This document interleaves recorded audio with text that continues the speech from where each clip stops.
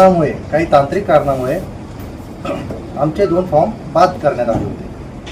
परंतु काही कार्यकर्ते, काही पदाधिकारी यांचं असं म्हणणं होतं की बाबा फक्त आम्ही यांचा प्रचारच करायचा का, आमच्या पत्रात काय. आजपर्यंत आमच्या पत्रात काहीच पडलं नाही. आज जर गेल्या 20 वर्षापासून नगरपालिकेमध्ये रिपाईचा एकही नगरसेवक नाही आहे. आलेली संधी आमच्या हातातून अशीच गेलेली होती. म्हणून आपणशी चर्चा केल्यानंतरून नाना वकिलांशी चर्चा केल्यानंतर काही गोष्टी निदर्शनास आल्या की ते म्हटले की कमीत कमी तुमचा एक कॉपमध्ये तर नगरसेवक आम्ही घेऊ. मग जी साधक बाधक चर्चा झाल्यानंतरून आम्ही ठरवलं की जिथे जिथे BJP आणि रिपाईच्या युतीच्या माध्यमातून जिथे जिथे आपले उमेदवार आहेत तिथे तिथे आम्ही तनाने मनाने आम्ही पूर्णपणे प्रचार करू. आणि थोडक्यात सांगायचं तर ही आमची जी युती आहे ती काय अंबरनाथपुरती मर्यादित नाही. गल्लीपासून तर दिल्लीपर्यंत आमची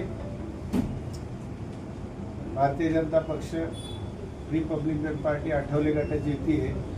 त्याच्यामुळे ही अवैध युती वर्षानुवर्षे चालत राहणार आणि चालत राहिलेली आहे. आता दीपकरावांनी सांगितल्याप्रमाणे आमचं सगळं झालेलं आहे. 15 प्रभाग जर समजा आले आमचे तर त्यांना एक कॉप नगरसेवक देण्याचं आम्ही त्यांना कबूल केलेलं आहे. आणि अनेक संघटनांनी, अनेक समाजांनी, अनेक सामाजिक क्षेत्रातील लोकांनी, अग्रगण्य लोकांनी, सांस्कृतिक क्षेत्रात काम करणाऱ्या लोकांनी भारतीय जनता पार्टीच्या उमेदवाराला समर्थन दिलेलं आहे. तर असंच आज एक भूमिपुत्र पार्टी आहे. त्या भूमिपुत्र पार्टीचे अध्यक्ष चंद्रकांत संभाजी मोठे उपस्थित आहेत.